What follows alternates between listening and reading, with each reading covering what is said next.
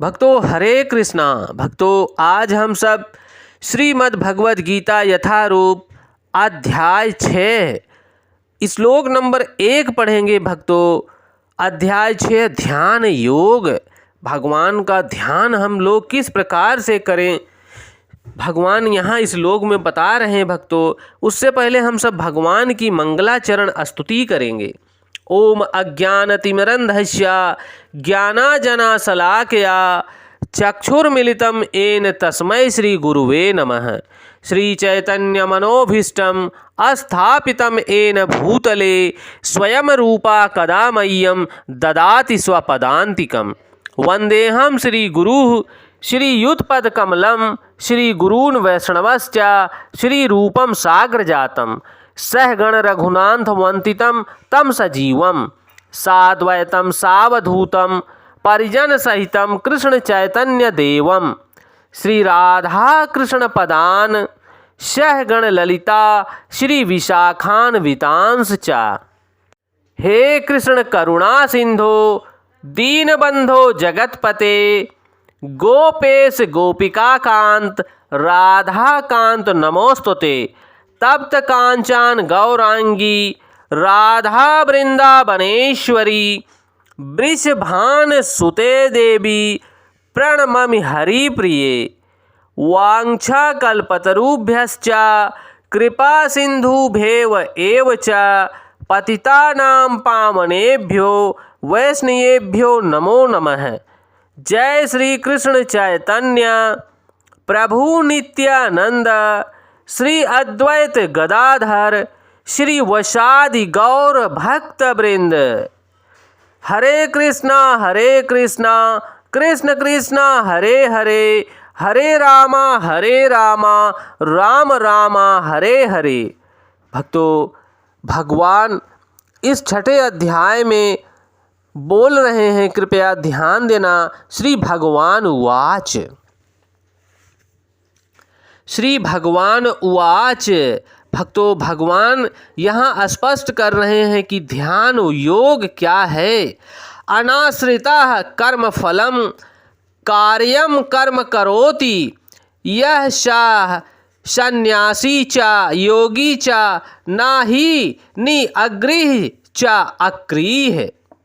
श्री भगवान वाच। देखो भक्तों भगवान यहाँ बोल रहे हैं, जो पुरुष अपने कर्म फल के प्रति अनासक्त है और जो अपने कर्तव्य का पालन करता है वही सन्यासी है और असली योगी है।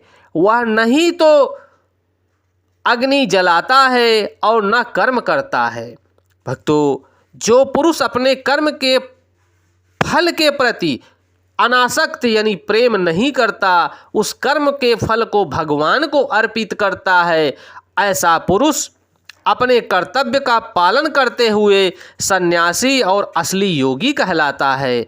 ऐसा भगवान के शब्द बोल रहे हैं। भक्तों ऐसा ही हम सबको अपने जीवन में अपने कर्म के फल से आसक्त नहीं होना है, अनासक्त रहना है, ताकि उस कर्म के फल को हम भगवान को अर्पित कर सकें और भगवान से प्रेममयी सेवा कर सकें।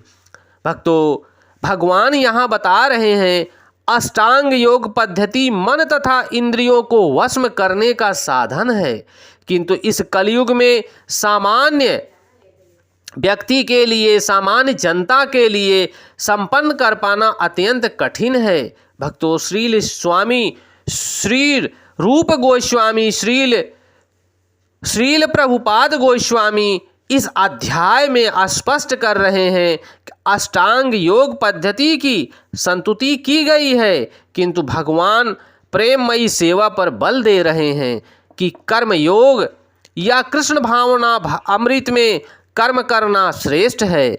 इस संसार में प्रत्येक मनुष्य अपने परिवार के पालन अर्थ में तथा पालन के कर्तव्य में अपनी सामग्री की रक्षार्थ हेतु कर्म करता है, किंतु कोई भी मनुष्य किसी स्वार्थ किसी व्यक्तिगत तृप्ति के, चाहे वह तृप्ति आत्म केंद्रित हो या व्यापक हो, कर्म नहीं करना चाहिए।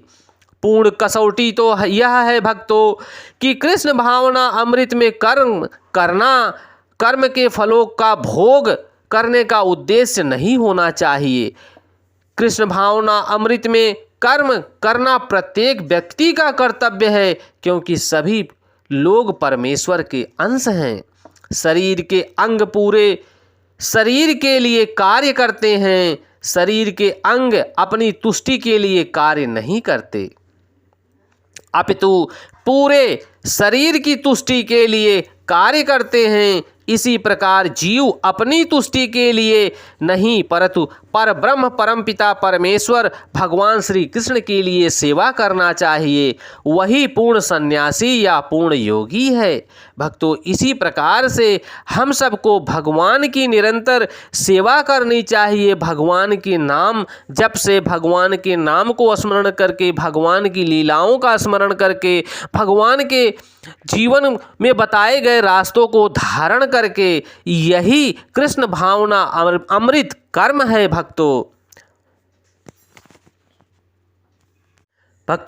कभी कभी सन्यासी सोचते हैं कि उन्हें सारे कार्यों से मुक्ति मिल गई है, अतः वे अग्निहोत्र यज्ञ करना पसंद करते हैं, लेकिन वस्तुतः यह स्वार्थी हैं, क्योंकि उनका लक्ष्य निराकार ब्रह्मा से तदात्म्य स्थापित करना होता है। ऐसी इच्छा मात्र भौतिक इच्छा कहलाती है। ऐसे श्रेष्ठ इच्छा से दूर रहना चाहिए, किंतु यह स्वार्थ से रहित होता है। इसी प्रकार जो योगी समस्त कर्म बंद करके अर्ध निमीलित नेत्रों से योगाभ्यास करता है, वह भी आत्मतुष्टि के लिए इच्छा से पूरित होता है। किंतु कृष्ण भावना अमृत में व्यक्ति किसी स्वार्थ के पूर्ण ब्रह्म की तुष्टि के लिए कर्म करता है। कृष्ण भावना अमृत भावित व्यक्ति को कभी भी आत्मतुष्टि की इच्छा नहीं रहनी चाहिए। उसका एकमात्र लक्ष्य होना चाहिए भगवान श्री कृष्ण की परम प्रसन्नता के लिए प्रेममयी सेवा करना। अतः पूर्ण सन्यासी या पूर्ण योगी होता है त्याग के सर्वोच्च प्रतीक भगवान श्री चैतन्य को प्रार्थना करता है। भक्तों, यहाँ भगवान श्री चैतन्य की प्रार्थना के लिए एक श्लोक आ रहा है, कृपया ध्यान देना।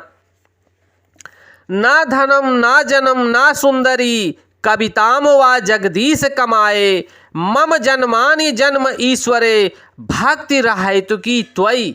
भक्तों, यहाँ पर प्रभु चैतन्य स्पष्ट कर रहे हैं, हे सर्वशक्तिमान प्रभु, हे परमपिता परमेश्वर श्री कृष्ण, मैं आपको बारंबार नमस्कार करता हूँ। मुझे न तो धन चाहिए, न संग्रह की कामना है, न मुझे सुंदरी चाहिए, न मैं सुंदर स्त्रियों की कामना करता हूँ, न मुझे साथ रमण करने का अभिलाषी हूँ, ना ही मुझे अनुयायियों की कामना चाहिए। मैं तो जन्म जन्मांतर आपकी प्रेमामयी भक्ति अहेतुकी कृपा का अभिलाषी हूँ। हे परमपिता परमेश्वर, ऐसी कृपा कीजिए कि मैं सदा आपको निरंतर स्मरण करता रहूं, आपकी प्रेममयी सेवा करता रहूं। भक्तों, इसी प्रकार से हम सबको भगवान की प्रेममयी सेवा प्राप्त करनी है, ताकि किसी कारणवश भी अगर हम मनुष्य रूप में वापस इस धरा पर आते भी हैं तो भगवान की प्रेममयी सेवा हम सबको प्राप्त हो। ऐसा लक्ष्य बनाकर आप सब भगवान की सेवा कीजिए कि किसी कारणवश अगर हम सब की और भक्तों की भक्ति पूर्ण नहीं होती तो भी हमें भक्ति करने का भगवान मौका दें, अवसर दें। प्रेममयी सेवा हम सब भगवान की करते हुए वापस निरंतर सेवा करते हुए भगवान की पूर्ण सेवा करने के लिए भगवान के धाम में पहुँचे। भक्तों, ये भगवान की भगवत वाणी है और भक्तों तक और भाई बंधुओं तक पहुँचाने की कृपा करें। भक्तों, भगवान के नाम गुण लीला से हरे कृष्णा कृष्ण कृष्णा हरे हरे, हरे रामा राम रामा हरे हरे, हरे कृष्णा कृष्ण कृष्णा हरे हरे, हरे रामा राम रामा हरे हरे। भक्तों, यह भगवान की प्रेममयी सेवा भगवान के भक्त हैं आप और भाई बंधुओं तक पहुंचाने की कृपा करें। जय श्री कृष्णा।